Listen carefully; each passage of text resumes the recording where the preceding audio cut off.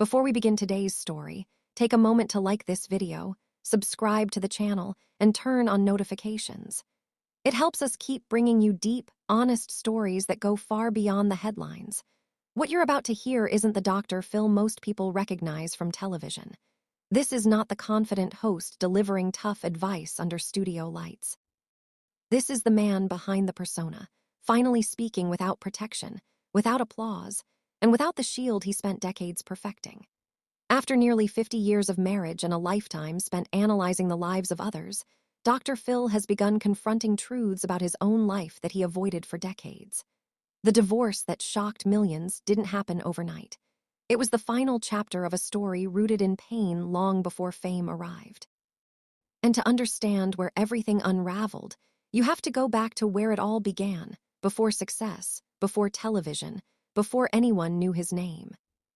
Long before Dr. Phil McGraw became a household name, his childhood was shaped by instability and survival. Born on September 1, 1950, in Veneta, Oklahoma, he grew up in a home where money was scarce and emotions were unpredictable. When he was just 12 years old, his father accepted an unpaid psychology internship in Kansas City, leaving the family without enough resources to move together. For an entire summer, Phil and his father lived out of a car, washing up wherever they could and sleeping wherever it was safe. When they finally managed to rent a one-bedroom apartment, it had no electricity, no heat, and no working utilities for months. This wasn't a brief hardship. It was the environment that shaped how Phil learned to survive. Inside the home, things were even more difficult. His father struggled with severe alcoholism, and Phil often came home unsure whether he'd find him passed out in the driveway or consumed by rage. To avoid the chaos, Phil climbed in and out of his bedroom window rather than use the front door. Safety became silence. Survival became emotional distance. These early years left scars that success could never erase. Friendships were hard to form. Stability felt temporary.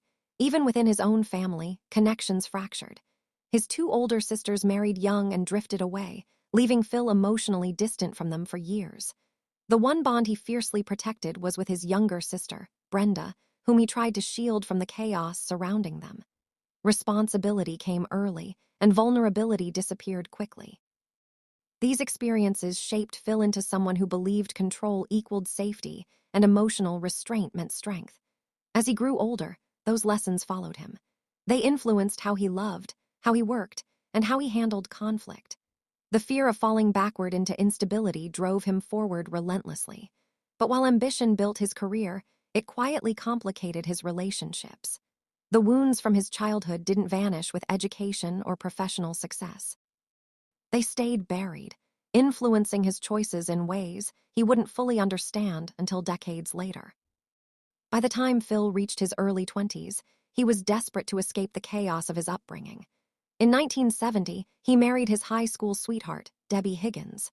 She was known for her warmth, optimism, and beauty, and on the surface, their future looked promising. But behind closed doors, the marriage struggled almost immediately. Phil immersed himself in his education and career, driven by a deep fear of failure and instability. Debbie, meanwhile, found herself confined to a life she never truly chose.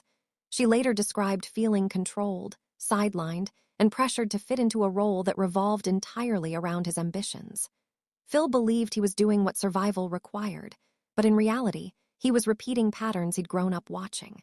Emotional distance replaced intimacy. Achievement replaced connection. By 1973, just 3 years after their wedding, the marriage ended. Dr. Phil rarely speaks about this period, but he has admitted that his inability to balance ambition with partnership left lasting regrets. The divorce wasn't just an ending. It was a warning he didn't fully understand yet. That unresolved pain followed him into the relationship that would define most of his adult life. When Robin Jo Jameson entered Phil's world in the mid-1970s, he was rebuilding, determined not to repeat his mistakes. They married in 1976 with very little money, but a deep sense of loyalty. Robin bought her wedding dress on layaway for $99, and together they worked multiple jobs just to get by. Those early years were grounded in partnership and shared sacrifice. They struggled through graduate school, uncertainty, and long nights fueled by belief rather than security. For a long time, they truly grew together. But even as love strengthened, the ghosts of Phil's past remained quietly present. The need to succeed, the fear of losing control, the habit of emotional self-protection. These traits didn't disappear just because love was genuine. They simply waited for the right pressure to resurface.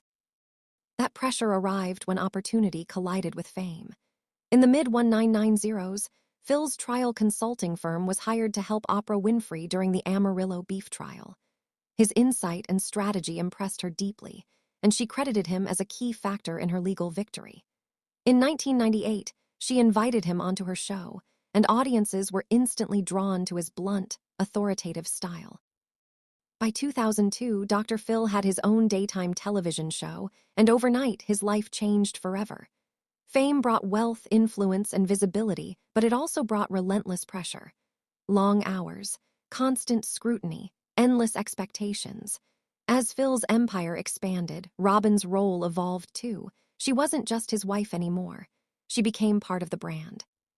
She appeared on the show, became an author, launched her own business, and founded a foundation dedicated to helping victims of abuse.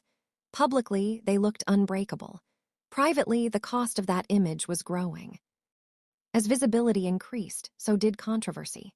Over the years, tabloids published dozens of stories accusing the couple of everything from affairs to abuse. Though many claims were unfounded, the emotional toll was real. Lawsuits followed. Investigations followed. Criticism intensified. From the Shape Up supplement settlement to allegations about workplace culture, each scandal added weight to a marriage already stretched thin. The public saw strength. What they didn't see was exhaustion. Robin stood by Phil through every headline while carrying her own grief.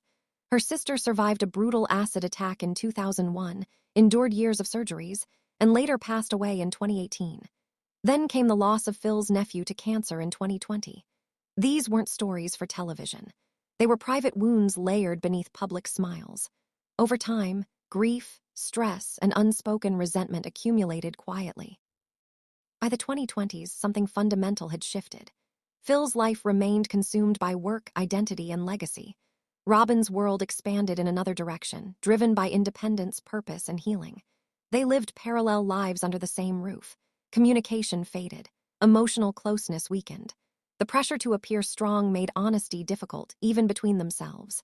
When news of their divorce surfaced in 2024, it shocked the world.